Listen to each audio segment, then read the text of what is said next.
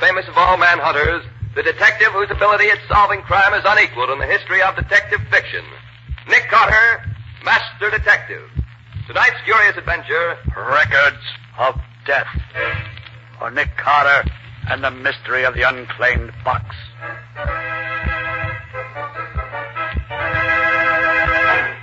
The fact of the matter is, Mr. Carter, that I've quite accidentally stumbled on a terrible crime. Or, to be more correct, I've stumbled on evidence that a terrible crime has been committed. But even so, Mr. Field, why do you come to me with it? That sort of thing should be reported to the police. Mr. Carter, what police would I report it to? Where was the murder committed? I don't know. Well, how can you know that a murder's been done if you don't know where it was done? Well, that's what makes this particular crime different from any other. Somewhere, sometime, a murder has been committed. Yet I don't know when or where. As a matter of fact, I doubt if anyone in the world knows of it, except those who did it, and me. And how do you happen to know all this? Because the victim, a young and beautiful girl, has told me so in her own words. I have the knowledge from her own lips. Oh, and you've seen and talked to her? Well, here's the story, Mr. Carter. About a month ago, I attended one of the sales of unclaimed packages that the express company holds twice a year. Among other things, I bought was a box about one-third the size of a steamer trunk. It contained some miscellaneous articles of clothing and 10 phonograph records. Phonograph records, huh? Regular professional records? No, Mr. Carter. They were small record blanks you buy when you make home recordings for yourself. I immediately played the records, and since then I've played them so often, I almost know them by heart. And you learn about this crime from those records? Yes. Mr. Field, you wanted to arouse my curiosity. You certainly succeeded. When can I hear these records? Immediately, Mr. Carter. I have them in my room. If you'll go there with me, we can listen to them at once. Splendid. You mind if I take my assistant, Patsy Bowen, with me? Of course not. Then as soon as she's ready, we'll go. Patsy! Yes, Nick? Get your hat. We're leaving at once to listen to a murder.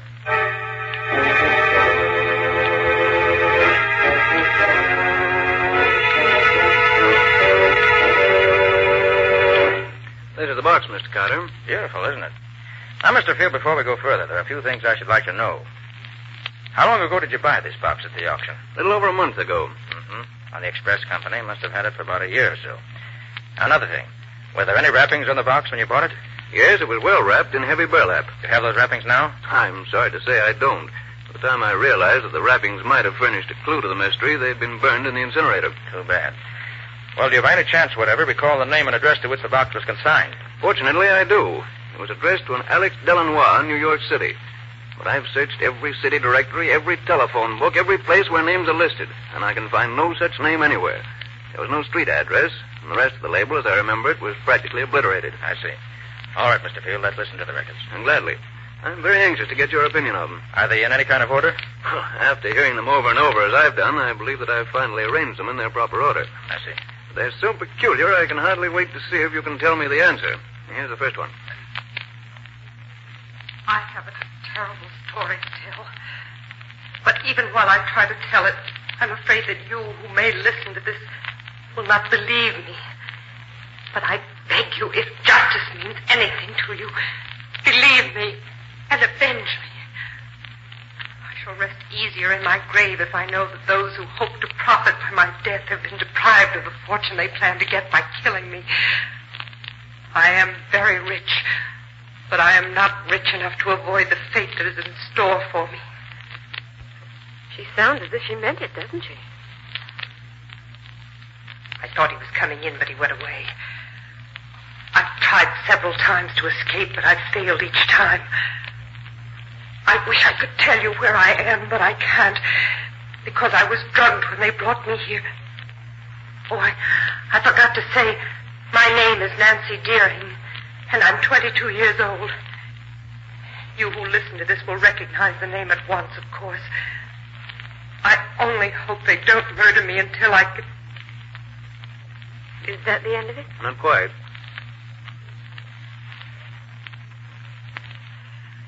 He almost caught me that time. But now he's left me alone again. Maybe I can... That's all. Apparently he came back before she expected him. She certainly had plenty of trouble getting a story out of the records, didn't she? Yes. She was interrupted many times, and generally in the wrong places. I imagine no trouble is too great if you're really desperate. What a terrible feeling it must be to expect to be killed any minute. Here's the second record, if you're ready. Okay, Field. I don't know where I left off with my story last time, and I dare not play it back. If they should ever hear what I'm trying to do, they'd take the machine away from me. Then I'd be completely lost. I feel that my end is coming very soon now. They may carry out their plans to... In the gloaming, oh, my darling, when the lights are soft and low, and the flickering... I think he's gone now. I'm sure Ralph was listening at the door, but the singing apparently convinced him I was listening to radio. When the time comes, I know it will be Ralph who kills me. Olive will undoubtedly help him, but Ralph is the leader. I found that out the other day when they tried to get me to sign the papers which will give them possession of my fortune. I shall never sign, but that... When the lights The rest of the record is are They did her best and to story on low. those records. Too bad she didn't succeed better. She managed to get most of her story on the records one way or another. The only thing she really missed out on was telling us more about herself than just her name. Probably never occurred to her that the records might travel thousands of miles before someone would hear them. Yeah, here's the third record. Last night, somebody searched my rooms while I was in bed. Maybe they suspect that I'm making these records. Although I'm very careful, I play the radio all the time, so they'll be used to hearing the noise. Ralph told me yesterday he was sure I was going crazy. Maybe I... Patsy, Olive asked me to tell you that. And that ends that. Whose voice do you suppose that was there at the end? I suspect it was Ralph's. It's amazing how much of the scene she recreates this way without really saying anything definite. You can feel the tension and the suspense right along with her. Yes. On the fourth record, she was able to get part of the visit that Ralph paid her one day. She must have known he was coming and prepared for it by putting the record blank on the machine in advance. Then, when she heard him at the door, she probably turned it on and got this. Well, put it on quickly, Mr. Field. Here you are, Miss Boyne. Well, my beautiful young half-sister, have you decided to sign over your fortune to me? I told you long ago I'd never do that. If you sign, we'll set you free, just as we promised. You don't fool me, Ralph. The minute I sign my name to that paper you have there, you'll kill me. You know that as well as I do. You set me free. That's funny. You don't know when you're well off, Nancy. If you did, you'd sign and go free. You must think I'm a fool, Ralph. I do. And I also think it won't be long before you wish you had signed. Oh, I wish this were all over. I wonder how they'll kill me. Ralph would prefer to strangle me, I'm sure. With those great, hairy hands of his. As for Olive, yes, she'd use poison on the boot. And that's all there is on that one. It's a pity she couldn't have put more on each record than she did. She really used only a small portion of each blank. Yes, Patsy, but she had trouble enough to get even that much on them, the way they watched her. Nick, where could she get the blank records in the first place? They certainly wouldn't have let her have them knowingly. If I were to make a guess, Patsy, I'd say that when they took her to the place where she was kept prisoner, they probably took along her clothes and some of her furnishings. Mm-hmm. And among them probably was this radio phonograph. Perhaps she specially asked for it because she loved music or something, and the record blanks were probably in the machine along with the other records. That could be. How about the fifth record, Mr. Field? I've never been able to make much out of this one. Maybe you'll have better luck. You mean it's not like the others? Quite different. Here, I'll start it near the end. The whole first part is just scratch and nothing else. What's the idea of locking herself? Nancy. Where is she? Nancy, come on out here. She's hiding. Drag her out. I'll find her. Trying to get her away from No, the bring her off here. Look, look, look. What's there? Come on, Larry.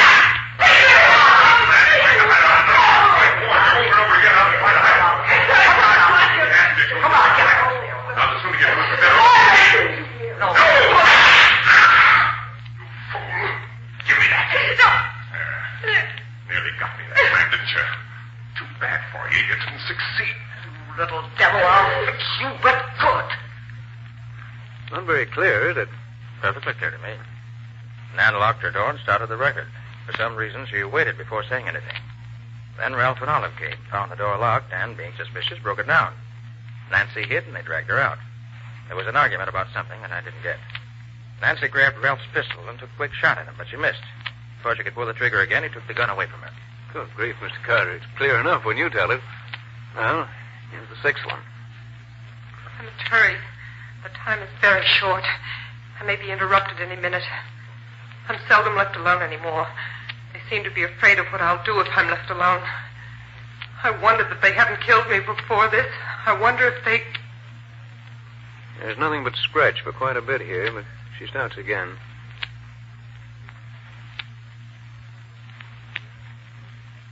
Olive came in. I had to stop.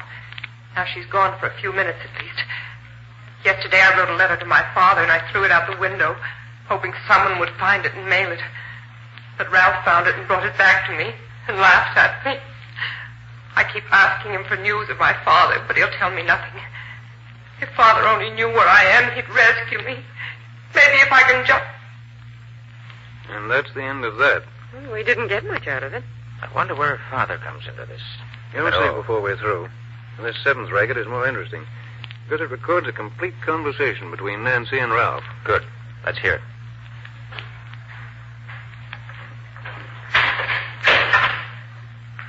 Well, my dear Nancy, how are you today? If you had your way, I'd be dead. Why don't you kill yourself and save us the trouble? You mean save you from having a murder on your conscience?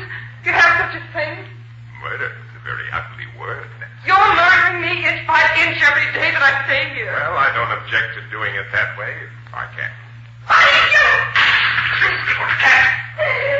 If you ever throw anything at me like that again, I'll tie you up so you won't be able to move out of your chair.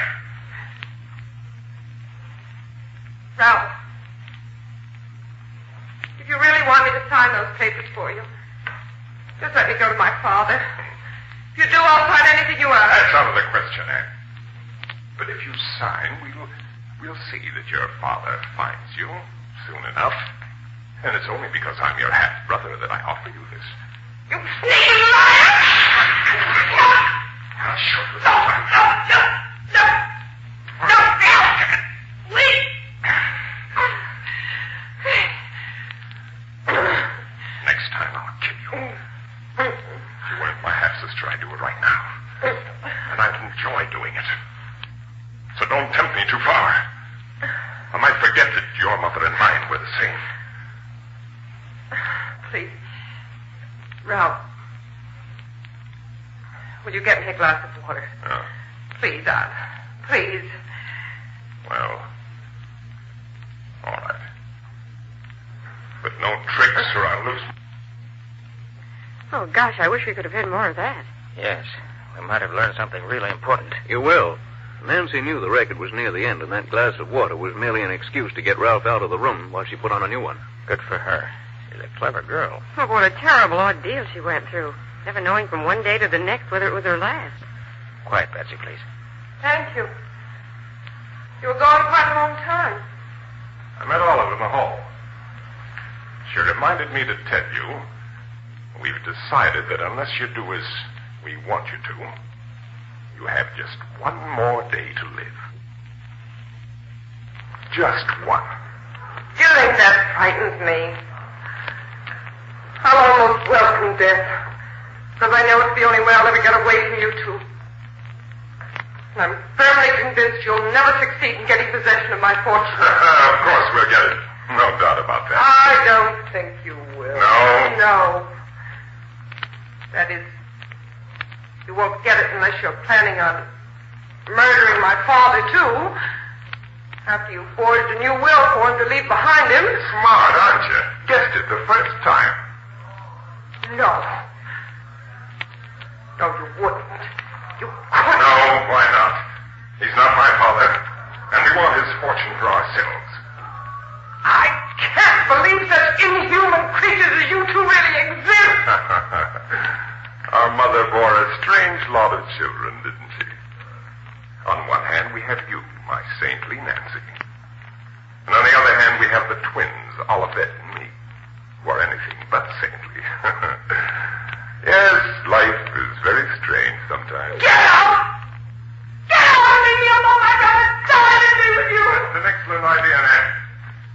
gone for about 15 minutes. If you're wise, you won't be alive when I return. Goodbye. I hope forever.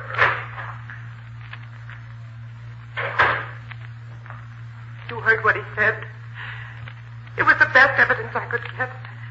Ralph really made a full confession without knowing that every word he said was being preserved for you to hear. But my father, why was he died?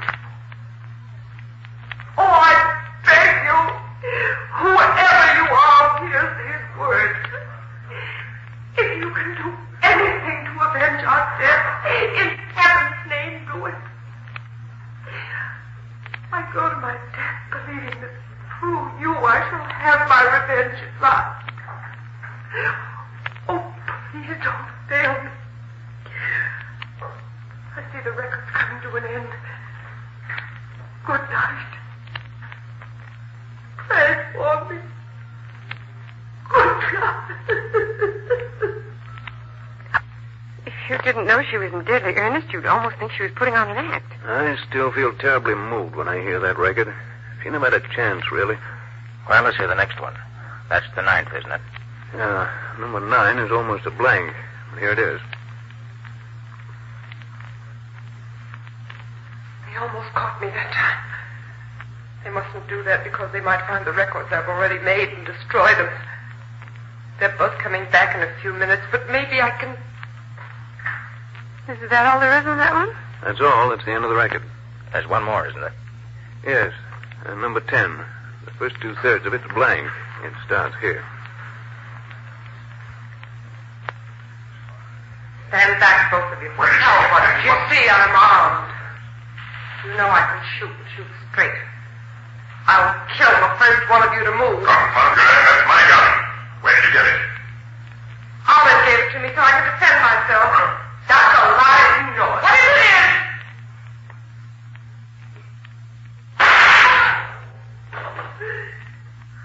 You little son. You haven't waited much too long. This time you have.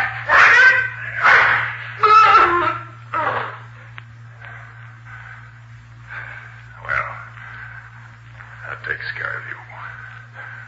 Olive. Olive. Yes. Yeah. What happened? The bullet just grazed your temple. Must have stunned you momentarily. Oh. Is Nancy dead? Yes. She's dead. What'll we do with the body? The old man will be here in a couple of hours. We don't want to be caught. And that's the end of the last record. Poor Nancy. She certainly got a tough break. I truly believe that's the most remarkably told tragedy in history. Well, Mr. Carter, have you got any ideas? I have, but I'm not ready to talk about them yet. Well, what's the next step now, Nick? Well, first of all, Patsy, I want to examine the other contents of the box thoroughly. I can look them over more intelligently now that I've heard the records. Then I want to play those records over and over till I know them by heart. And then? Then I expect to be able to give you the answer to the problem.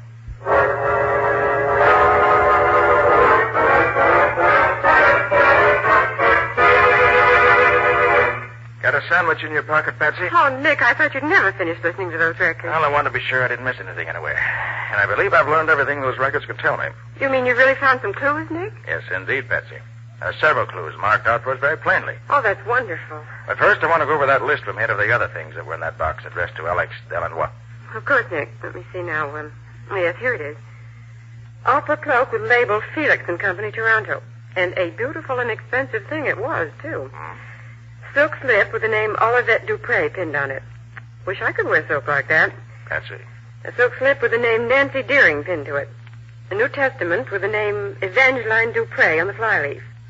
Several rings, all very valuable. A real pearl necklace. And some beautiful and very expensive lace. Also, of course, the blood-stained nightdress, which must have been the one that Nancy was murdered in. And the 3 snapshots, of course. Oh, yes. One with the name Olivette on the back, one with the name Ralph, and one with the name Evangeline Dupre Deering. Whoever packed that box knew exactly what he was doing, Patsy. It all ties together beautifully.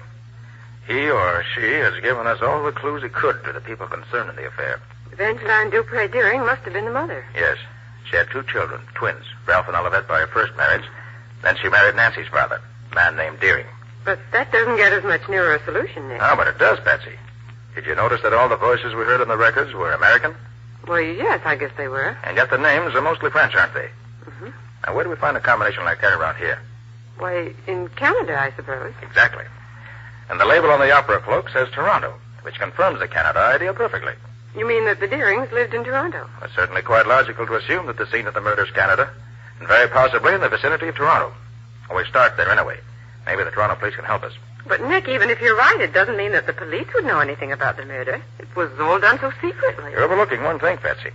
I am? Well, what is it? The family from which these people came was a rich family, very rich indeed, if we may guess from the beautiful laces and from the jewelry and other things packed in the box. Mm-hmm. And remember also that Nancy's father was probably killed, too.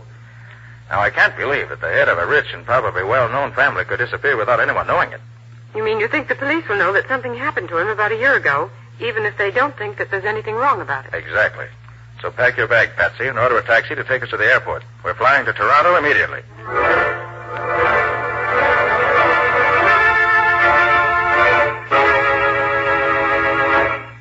I'm very happy to welcome you back to Toronto, Mr. Carter. It's been many years since you've been up here to see us. Well, thanks very much, Chief. Now, you mind if I ask you a few questions? Oh, of course not. Go right ahead. Did you get a letter about a year ago telling that a murder had been done, and that if you wanted proof, you should claim an express box sent to New York City in the name of Alex Delanois? Wait a minute. By George, Carter, we did get just such a letter. But we thought it was the work of a crank and destroyed it. Do you mean it was true? I have every reason to believe it was. Now, another question. Would you know anything about a girl named Nancy Deering, or about her father? For heaven's sake, Carter, what do you know about the Deering family? You answer my question first, I'll answer yours. Now, what about the Deering? The father, Charles Deering, was the younger son of an English nobleman. Mm-hmm. He was immensely rich, had a house here in town, a country place called Deering Hall. He married a woman with 2 children, twins, I believe, and she died when his daughter Nancy was born. He was always prominent in local affairs up to about a year ago, when he's said to have disappeared. Hasn't been seen since. I understand he started for Deering Hall, but never arrived there, according to his 2 stepchildren. What about his daughter, Nancy? Nancy was brought up by relatives in Montreal. Few people here know her at all. But as I remember it, she was supposed to have disappeared just before her father did. Although I now understand that she was at Deering Hall with her half-brother and sister all the time. You say Nancy didn't disappear after all? I know. As a matter of fact, she was here in Toronto this past week. She believes her father is dead, so she's applied for letters of administration for the estate. I thought so. You did? What do you know about it? Enough to know that this girl who calls herself Nancy Deering isn't Nancy Deering at all. She's an imposter whom the stepchildren have brought in to impersonate her. Chief, we got to get out to Deering Hall at once.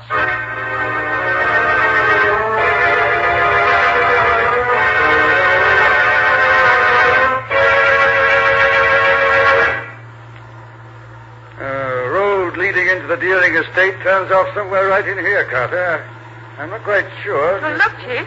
There's a man standing in the road up ahead. Oh, so there is. And he's motioning to us to stop. He looks almost like a dwarf, doesn't he? He's certainly a queer-looking individual. Perhaps you are going to the hall. Yes, we are. Why? Could you take me back there? I have walked so far, I am tired out. Oh, of course. Climb in. What? You are a policeman, no? Yes, I am. Oh, then you can help me. And I need help so very much. What seems to be the trouble? My name is Alex Delanois. I am the... Alex Delanois? But yes, you know me. You once had a box packed with records and other things to New York City addressed to yourself? Oh, but yes, you have seen it. Yes, that's why we're here. Tell me, how did you ever happen to... Yes, I will tell you everything. I was the caretaker at the hall. Miss Deering let me stay in one of the old tower rooms because I am, as you see, a cripple. Sometimes I do not get out of bed for days at a time. About a year ago, the 2 stepchildren of those so very wicked devils came to the hall. They brought a girl who was kept a prisoner in one of the bedrooms. Alex, isn't that the road to the hall just ahead there? No, but yes, the hall is about a half a mile in off this road. Go on with your story, Alex. Yeah, the girl was so carefully guarded by those 2. I could not get to her room. I could not help her. I am a cripple. No, you did what you could, Alex. You being there helped her, I know. How did you manage to get the things packed in the box? After they killed Nancy, Poor enfant. They did not guard their room so carefully. I got in, I took the records and the other things and packed them in the box. A fisherman I know up by the lake sent the box by express for me. I wrote to the police in Toronto and in New York and told them what had happened and asked them to claim this box. But I am afraid they did not do it. No, we didn't. We thought the letter was just a hoax. What about Nancy's father? The day after Nancy was killed, he came here and they tried to kill him too. Tried to? You mean they didn't succeed? No, not quite. They hit him on the head with a pistol and threw him into the lake from the high cliff. But I saw them do it and I rescued him. I took him to my room and nursed him myself until he could get a doctor. Well, how is he now? Well, he's about well now, I think. There's the house right ahead, Nick. Drive right up to the door, Chief. I'll go ahead. You keep in the background in case they know you. Okay, Carter. But I'll be right behind you. Alex, you and Patsy stay here in the car. Oh, but of course. Sure, Nick.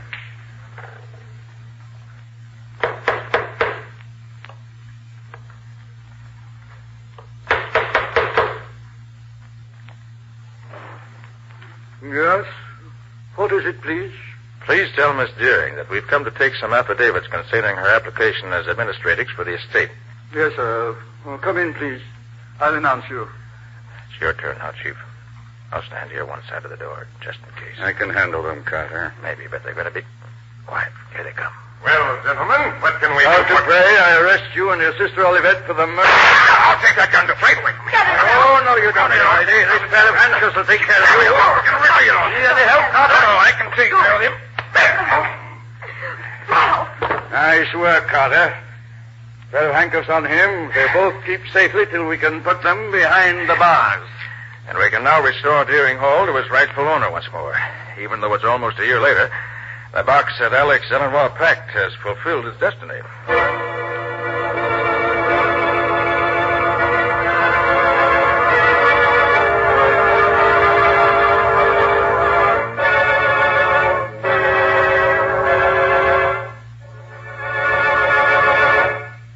This has been another of the strange adventures of Nick Carter, Master Detective, which are brought to you regularly at the same time by WOR Mutual.